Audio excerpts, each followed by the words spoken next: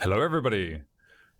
And of course, welcome back to yet another summarized translation of an interview with Nikita, the head of BSG, which took place some time ago, but nonetheless, a lot of really good stuff was talked about. This, of course, was uploaded onto Oleg Belov's channel. The links to the original interview will be down below.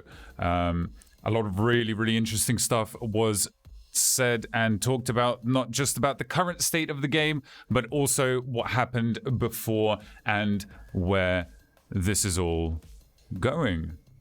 There's a lot to get through, so I will just get right into it.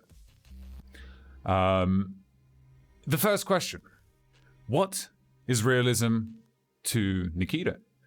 And Nikita's answer to this is fairly simple: as realistic, as enjoyable / playable. The more detail, the more realism. No real need for the mechanical gun parts and stuff that's inside the gun to be really, rendered in. That kind of level of detail is not really needed because the player doesn't usually see those kind of things. If the game gives you the feeling of realism, then that is the level of realism that is needed. That careful transfer of real-life emotions into a video game with the use of visual and technical solutions to essentially add to that realism effect. That is what BSG are trying to do. That is their main aim. This is what Tarkov is about for them. The second question: why the game needs post effects, how it affects realism and balance, as well as the atmosphere.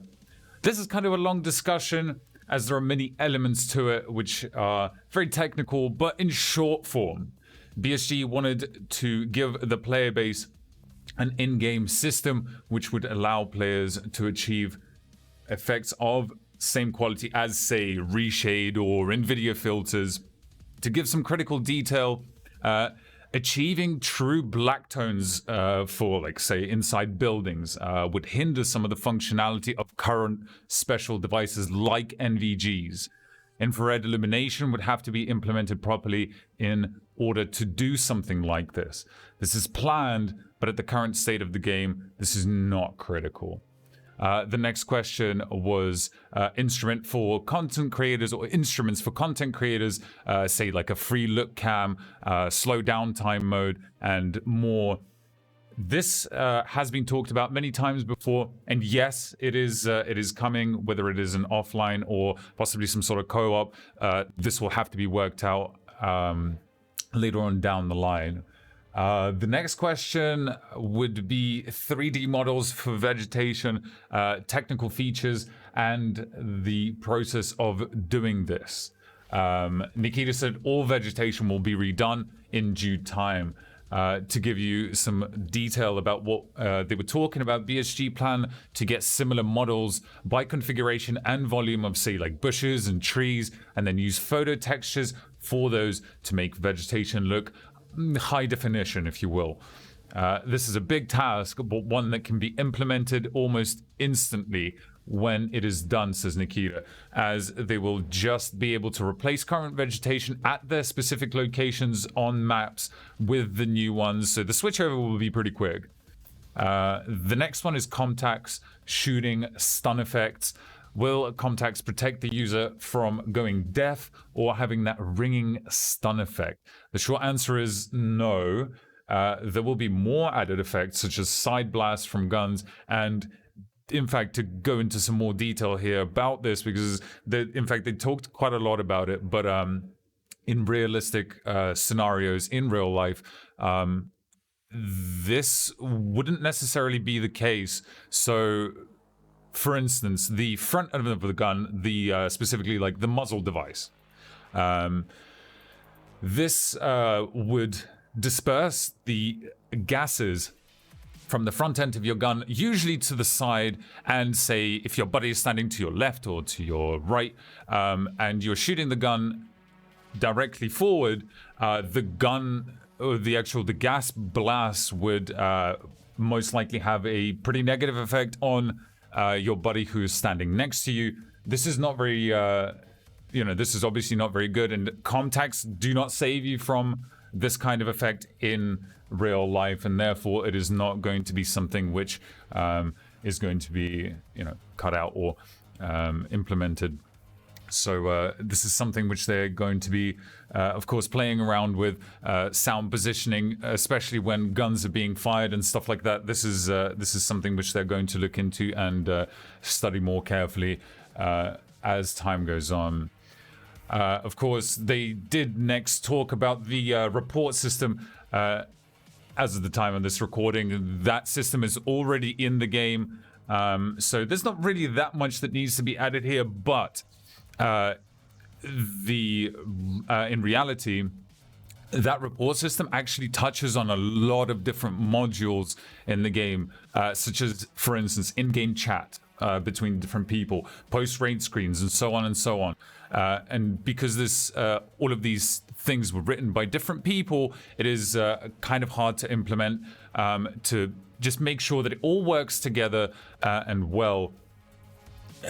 Because when it doesn't work well, that's when you get bugs, or when different modules interlock or intersect. This is when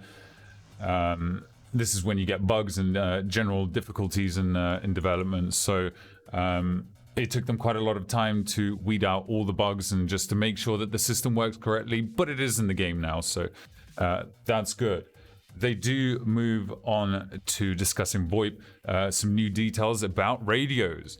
So VoIP will most likely take the form of walkie-talkies. In fact, walkie-talkies are being made 100%. A lot of people are scared of others doing stupid stuff with VoIP, which could ruin immersion. IRL, you can do whatever you want with a radio system, even play music, but in real life, you could also trace back that original or that signal, and then go and find that person physically and, do whatever, right?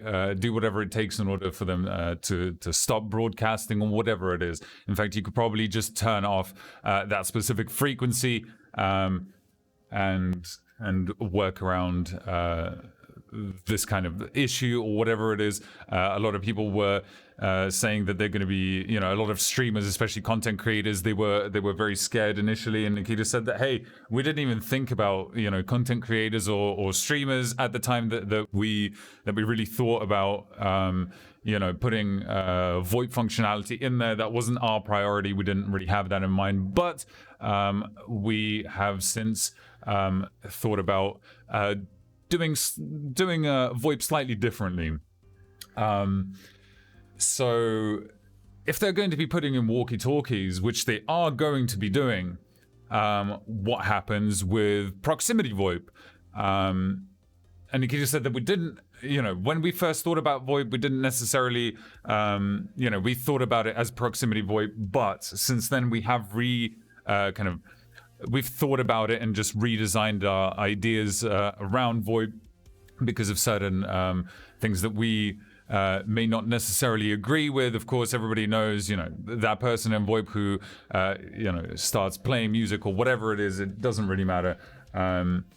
But essentially, you will most likely, we may most likely see some sort of a handshake system here, where you will be able to interact with players in your immediate proximity, so that you can team up with them.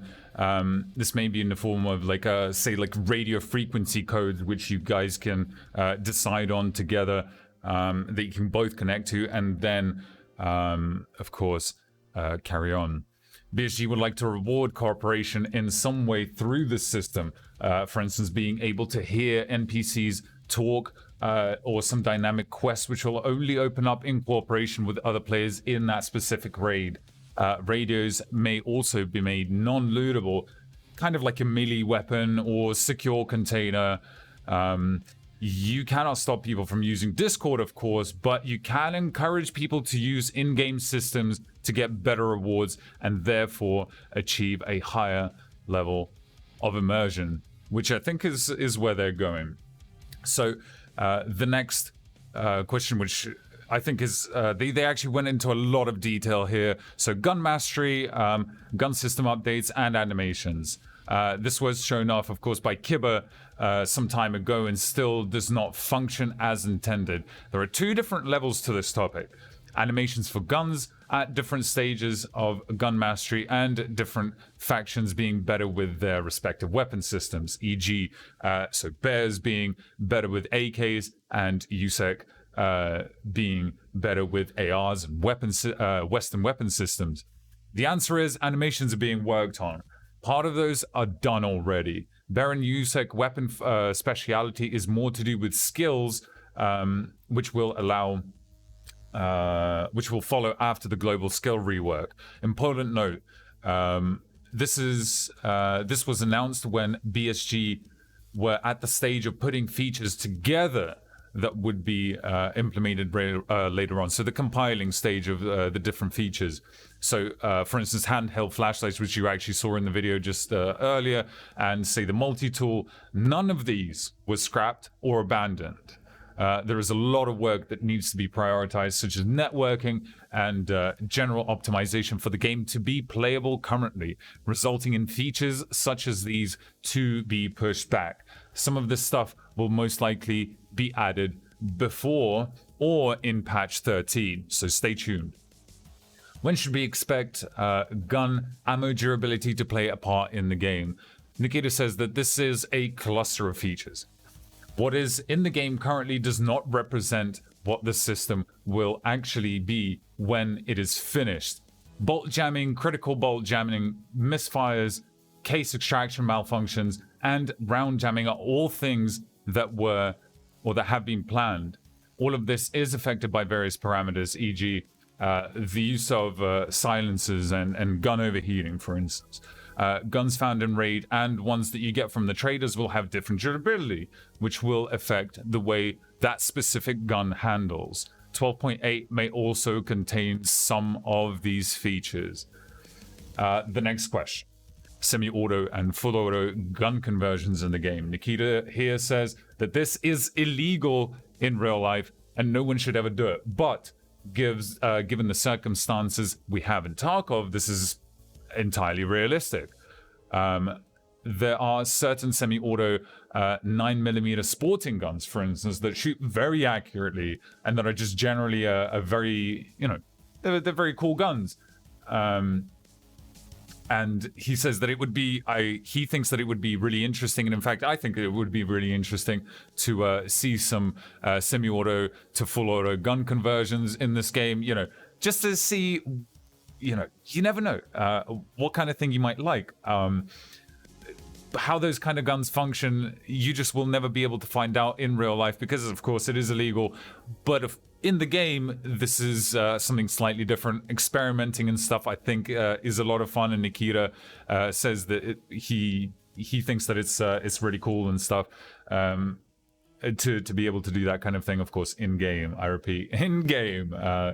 So then they move on to how Nikita feels about hand-to-hand combat and will it be in Tarkov. Nikita really likes this idea and really wants it to be in the game. They will most likely start with this feature from AI scavs who will gain the ability to perform like melee takedowns when an enemy is nearby, instead of what happens now where the AI just raise their gun and keep trying to shoot you. Cultists were mentioned here, as they will primarily use melee weapons, and Nikita said he does not want to talk about cultists at this point in time at all, as this is supposed to stay secret. Allied interaction system was talked about, and here it says that this is a feature where you will be able to interact with your buddy's player model for things like healing, or the possibility of putting something into your buddy's backpack, dragging bodies, and so on. This, unfortunately, was scrapped for now, as the early versions of the code for the system was used by cheaters to basically strip players or gain gear from players in raid just by removing items from their body. this is a really cool system that will be looked into in the future with more detail, more to be announced later. Then we have finalization of stationary weapons, details about the Podnos mortar and the SPG-9. There was quite a lot said here about stationary weapons, or how stationary weapons will function in the future. To give some examples, in-game lootable items such as ammo boxes and heavy machine gun boxes and stationary launchers already have been made. So you will have to, for instance, find ammo or buy ammo and then bring it into raid with you, or find a crate of ammo, for instance, in that specific raid, and then bring it to the gun and then load the stationary weapon. Or in fact, you can reload, you should be able to reload those stationary weapons as well. So this is where they're going, this is where they are heading. This is not something that functions at the moment as intended, but in the future they are definitely going to be looking into expanding this functionality. Let's see here. In-game interactive list of needed items for quests, hideout, and crafting. A suggestion was made here by the hosts to have a list of items that the player needs at the time. This list of items will be tied to your memory skill. The higher your memory skill is, the bigger that list of items can be. Nikita thought this was a really good suggestion and wrote it down in his notes, but also added that from patch point 12, they have done things to either make the game more difficult or to fix things. And he kept going back and forth here and saying that, hey, we keep doing either things to fix the game or make it more difficult, to either hinder progression slightly, or to fix whatever is going on. And in fact, after 12.8, Nikita wants to be slightly more focused on things that will make the Tarkov experience really cool and slightly easier for players, with features such as the one that we've just spoken about. So again, to reiterate here slightly, we may be able to, well, we'll get some sort of menu that will show us items that we need for current quests, or for instance, if you have some sort of crafting, maybe some sort of craft that we want to do, we'll be able to highlight certain things, or like certain items. Our character will be able to remember those items, and then you'll just be able to look for them. And when you find those items, you will then be able to obviously pick it up, check it off the list, and whatever. And that list may be expanded with the memory skill. The next question was about blueprints and item examination and recipes for your hideout craft. This is something Nikita wants to add, as he thinks the current crafting system is cumbersome, but also acknowledges the fact that this may take a lot of time and that the current system would have to be reworked almost entirely, and therefore they have to look at their priorities in development of the game and make their decisions based on that. The next one is crafting realism in Tarkov. Yes, there are some crafts in the hideout which are completely unrealistic. Nikita definitely understands this, but there are actually multiple levels to this question. They wanted to make, for instance, the mag box. They wanted to make something which doesn't, the end product, the mag box end product is not going to quite look the same. For instance, when you craft it yourself, of course, buying it from the trader, the one that you get from the trader will be nice, pristine, and all, nice looking and stuff, while the one that you craft yourself in the hideout may be slightly smaller, slightly nerfed, say, in terms of the functionality that you get, but it's still a mag box. So there's Nikita also actually expanded here and said that, hey, that kind of thing we would have to remodel ourselves. It's not quite the same as, say, taking a photo of an object and saying, okay, model me this, and then outsourcing it. No, this would have to be crafted ourselves in in-house. So we would have to think about this in quite a lot of detail, but in short form, no, we're not going to be making, AKs out of, pipe and shovel handles, quite like in Rust. It will be something different. The next question is trader menu changes. The trade menu, as they are at the moment, can be quite hard to navigate, especially for newer players. Will there be a redesign of those menus entirely? Nikita says no, as a lot of it has already been done. The trading system, however, will see a redesign. Inventory changes, the general and health tab union. Nikita, about inventory of Half-Life Alyx. This is actually a pretty interesting one.